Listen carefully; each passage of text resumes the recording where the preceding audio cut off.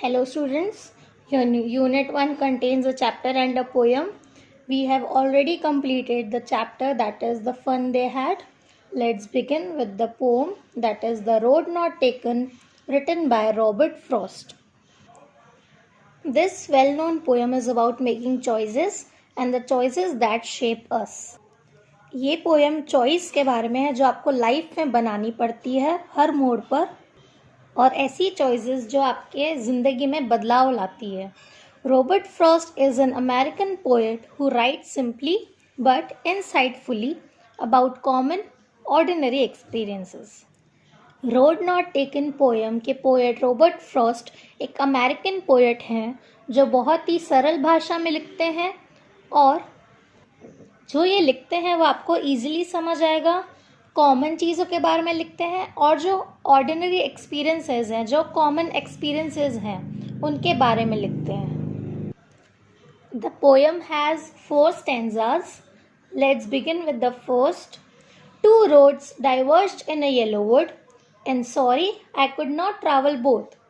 And be one traveler long I stood, and looked down one as far as I could, to where it bent in the undergrowth.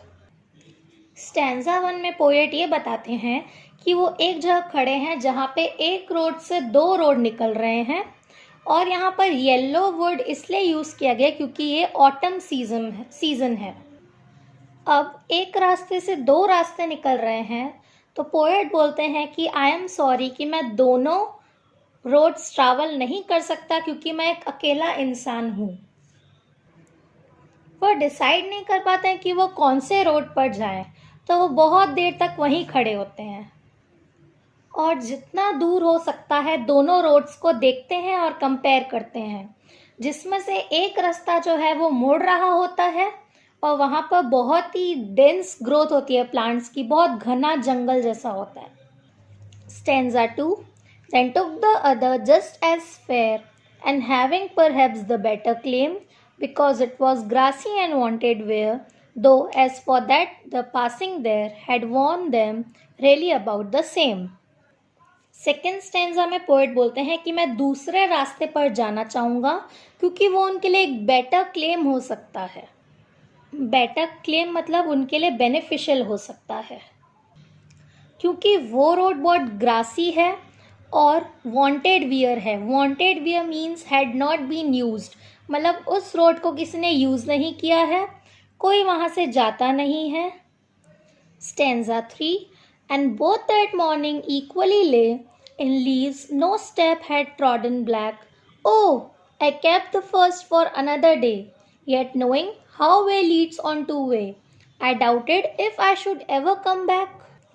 Third stanza में poet बोलते हैं कि जो दूसरा road है वहाँ की जो लीव्स हैं ज़मीन में गिरी हुई वो बहुत ही ज़्यादा फ्रेश हैं, क्योंकि उनके ऊपर कोई चला नहीं है तो वो लीव्स ब्लैक नहीं हुई हैं, और दूसरा रोड वो किसी और दिन के लिए रख लेते हैं.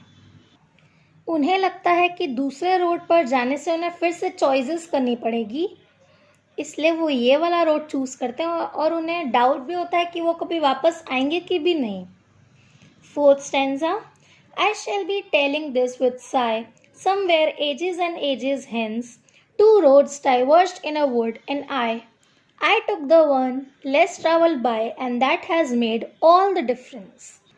लास्ट स्टैंजा में पोएट बोलते हैं कि मैं बहुत ही प्राउडली बोलूँगा लोगों को, मैं भी बहुत सालों के बाद, कि जब मैं खड़ा था तो एक रोड डाइवर्ज हो रहा था, 2 भागों में बट रहा था, और मैंने वो रोड चूज़ किया जहाँ पे लोग ज़्यादा गए नहीं थे, जिसकी वजह से मेरी लाइफ में बहुत बड़ा चेंज आया. तो इस पोएम में पोएट आपको बताते हैं कि आपको लाइफ में बहुत सारे चॉइस लेने पड़ेंगे. ऐसा नहीं है कि जहाँ हर जगह लोग जाएंगे आपको भी वहीं जाना है.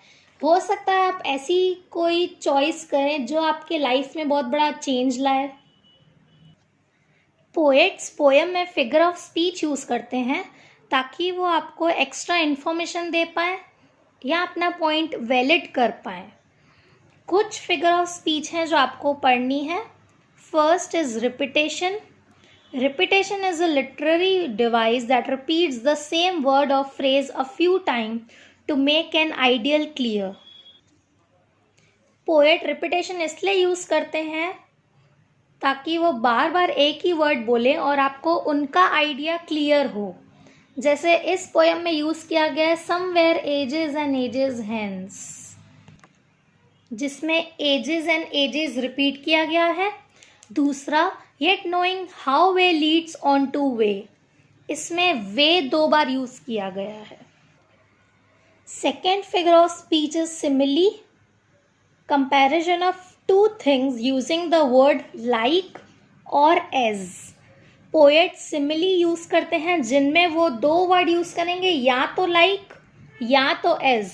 जैसे इस पोएम में then took the other just as fair, यहाँ पे as वर्ड यूज किया गया इसलिए ये सिमिली है. आपको फिगर ऑफ स्पीच नोटबुक में लिखनी है. Question answers B. Question number 1, where does the traveler find himself? What problem does he face? Answer, the traveler finds himself in the yellow woods at a junction where the road diverges into 2 different directions.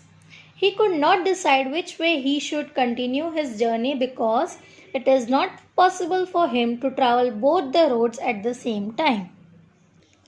Question number 2, discuss what these phrases mean to you. First, yellowwood. Yellowwood symbolizes the autumn season. Autumn corresponds with old age. The poet could be symbolically talking about the later stages of life. Second, it was grassy and wanted wear. Answer, it conveys that the road was overgrown with grass and nobody had trodden that road. Third, the passing there. Answer, it means the use of that road path by passerby. Fourth, leaves no step had trodden black. Answer, it means passerby had not trodden that way. The leaves lying on that way had not changed their color because of being trampled on and turned black. Fifth, how way leads on to way. Answer, it means the poet was knowing that one way leads to another. It also symbolically means how certain decisions one makes in life could pave the way for many other decisions. Question number 3, is there any difference between the 2 roads as the poet described them? First, in stanza 2 and 3. Answer, in stanza 2, the poet explains that the only difference between the 2 roads was that the road he took had the right to be chosen because it was grassy and it had not been used too much.